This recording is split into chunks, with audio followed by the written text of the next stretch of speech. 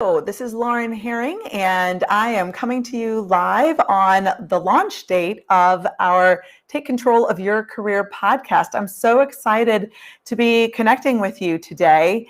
And the interesting thing is I actually did have a guest planned, but for some medical purposes, we had to reschedule her. So it turned out great that I thought I would just take the opportunity to reflect on some of the amazing conversations I've been fortunate to have over the last 6 months or so as I've been interviewing incredible female leaders, executives, coaches, and recruiters, you name it. I've really had some fabulous conversations.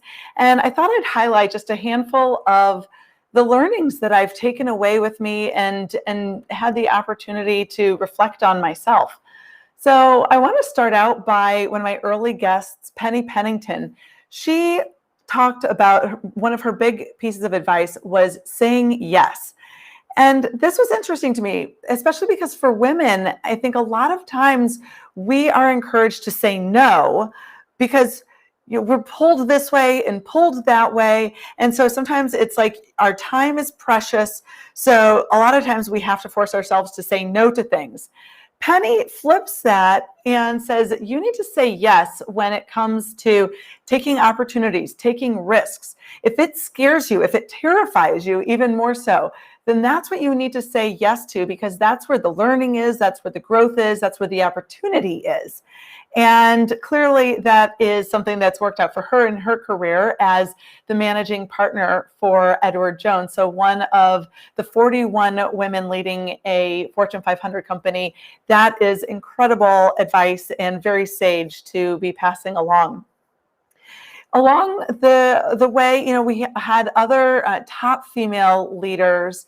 Joyce Russell also shared, one of the keys to her success was making sure that she was always prepared when her boss called so that she had some good news to share with him. She literally said sometimes she would write it out on a sticky note and put it on her computer or put it on her desk so that if her boss called, she could say, oh, you know what? I'm so glad you called. I've been thinking about you because I just heard some great news and wanted to pass this along.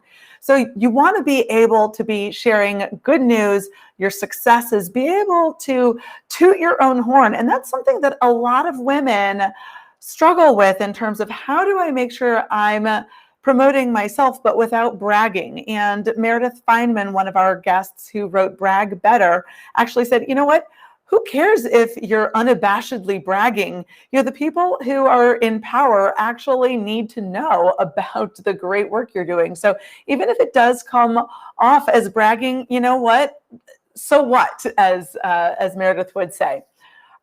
Marcy Mueller, VP of Leadership Development at Impact Group on our team, talks about how perception is reality. And so get really clear about how you're currently perceived and how do you need to be perceived for the opportunities ahead of you. So make sure you understand what it is that's required for getting to that next level and getting prepared for that, and make sure that your personal brand, your image is alignment with where you want to go, not just where you are. But if you, for example, are being if you want to get to that next strategic level, executive level, then if currently you're being perceived as a doer, someone who executes, someone who gets things done, but you're not able to leverage some of your strategic skills or highlight those, take the opportunity to figure out, how do I build some of those skills on the strategic aspect, and then make sure I'm demonstrating that and tooting my own horn about it, like we were just talking about also. And Shilpa Bhandari shared with us some incredible information on what happens when you have a challenge or when something doesn't go the way that you expect it. So she gave us the 3 R's: reflect, reskill, and repivot. So I like how she made that last one work for us. So repivot. And so take the time to understand, where did you maybe fall short? What else could you have done? reskill? Are there additional resources, tools, skills that you need to have in order to be prepared for that next level? Or, is it something where you really need to go in a different direction? And so have those honest conversations with yourself as well as your leadership to make sure that you know what you need to do in order to get to that next level. Melody Jong, CHRO, shared some great advice on how to leverage feedback to make sure that you're getting really specific feedback. Melody is not a native English speaker. And so at one point, she had received feedback that she needed to work on her communication skills. And when she dug down deeper, and she had heard this for a couple of years, but wasn't really able to get clarity around it until finally she figured out that what the real message was that she needed to work on her English skills. And that was what was holding her back. And so then that gave her very specific information as to what she could do to get to that next level. And a great reminder for us that sometimes that people will have those biases around us, and especially for people who aren't necessarily speaking their first language, they equate language skills with competency. And so that was something that she had to come to terms with, as well as figure out, okay, how do I make sure that this isn't going to be a barrier for me? Because whether she wants it to be or not, it was a problem that she had to contend with in her career progression. Aditi Gokhale also shared with us about how she had a tough decision to leave a company that did not align with her values, and how sometimes you do have to make those tough decisions. And at the end of the day, she has landed at Northwestern Mutual, where she is incredibly aligned and feels very blessed to be a part of a dynamic company where she is in the executive C-suite leadership there. We also got some great feedback from Samantha Foster, who's an executive recruiter. And she said, I asked her, how is it that you can best interact with recruiters? Because everybody always complains that, I reach out to a recruiter and they don't get back to me. Well, my answer to that is, well, they don't work for you. Recruiters work for a company. But how do you get recruiters to work for you? Well, her advice is, don't ignore recruiters when you have a job. So even if you're not interested in the job that they are calling you about, can you make a referral? Can you introduce them to someone? It's kind of like what we say as a business leader, where you want to make sure to keep your bankers close to you when you don't need a loan, because that's when everyone's willing to loan you money. When you need money, it's harder to get a loan. So you don't know when you might need a recruiter down the line. So make sure that you're treating them with respect and kindness and generosity when you are actually employed. So keep those in mind, that it's always going to be something where you want to just maintain those relationships through the good times and the bad. Kathy Frazier, CHRO at Mayo Clinic, had some great advice for executives looking for how can they set themselves apart. And she said, as someone who's interviewing top level executives, I want to come away from each interview learning something new. And so how can you help me grow as a leader, even in that brief time during a job interview? So really interesting way to flip the concept of the interview process to not only how can you prove yourself, how can you show that you're the right person for the job, but how can you build a relationship where you're demonstrating that you can help other people grow along the way and demonstrate really a true level of leadership.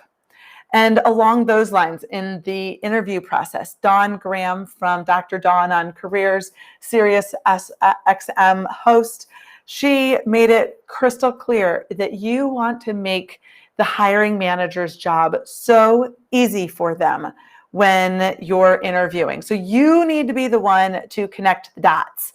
And you can't expect that, especially if you're a career changer, you can't expect a hiring manager to have to do the work to figuring out, how are you going to solve my problems? You have to do the research in advance of what are the likely problems that you might be coming across in that role, and what are the challenges that they have in that industry, in that company, and how can you demonstrate through your relevant experience? Maybe it's not your most recent experience, maybe it's not even your most awesome job that you've had, but how can you demonstrate through relevant experience that you can solve the problems that they are likely experiencing in that company?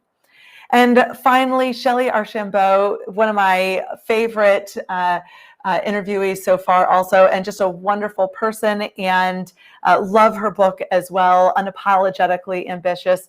She had great advice for women who know that you are on the fast track to the C-suite, and how do you make sure that you plan your career accordingly. So can't recommend her book enough in that process if you are one of those people who knows exactly what you want and are figuring out how do you angle your way to get there. And a big part of that is through prioritizing. And what is it that you're willing to be judged on and leave the rest behind? Because at the end of the day, you need to be focused and prioritizing the things that are going to make a difference to your career, to your job, to your family.